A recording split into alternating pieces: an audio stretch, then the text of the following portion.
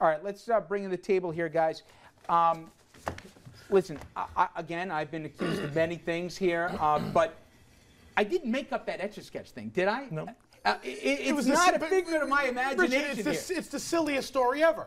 I mean, every campaign, whether you're Barack Obama against Hillary Clinton or Mitt Romney against Gingrich, etc., at the end of the primary season, you rewind the clock. You start all You're over again. absolutely right, but don't give me the BS. The guy was pro-choice, now he's pro-life. The guy was. How many issues you want to flip-flop on? I mean, how many politicians during the course of their life have made a decision, and I have to tell you, I think this many core issues, Tom? What core issues? About abortion, that over the course of time, how many of us during the course of our lifetime, maybe you never changed your mind about it. I've had it come to mind about change my mind about you. Oh, okay, that's fine, and that's very good, and I've changed my mind about some things too. The point is that as he pointed out, you stick to these sticking points. You know, a few weeks ago we're on the show, Romney's dead, he's dying, he's being killed by Santorum, and now as we sit here today, he's in a neck-and-neck race with the President of the United States.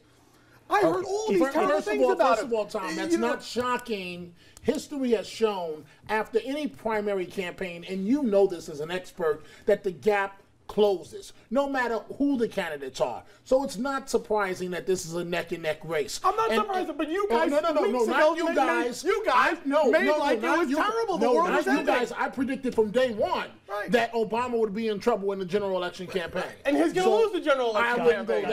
I wouldn't go that far. There's a difference when it comes to flip-flopping on positions that are going to split your own party, which is what we were talking about a few weeks ago. The facts aren't there, Andrew. When the complaints were 96% of Republicans was Romney. Hang on, I'm getting to your point in just a second. When the complaints were a couple of weeks ago, Romney's not conservative enough. We don't know whether he's going to be the conservative that Santorum was arguing that Republicans needed.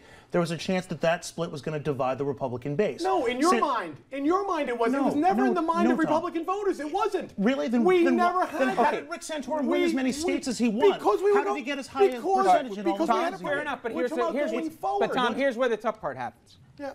Okay, he's done everything he's had to do. He's bended knee at every one of the stops in the primary. If he's going to win, history says, well, you get through the primary, in the general, you run back to the middle. Right. The difference for this guy versus other candidates is he was in the middle in Massachusetts. He went way to the right here to try to tell the base, I'm really one of you. If he goes back to the middle, it confirms all the worst suspicions, the Etch-a-Sketch comment, that this guy has no core. He'll tell you whatever he's got to tell you to win an election.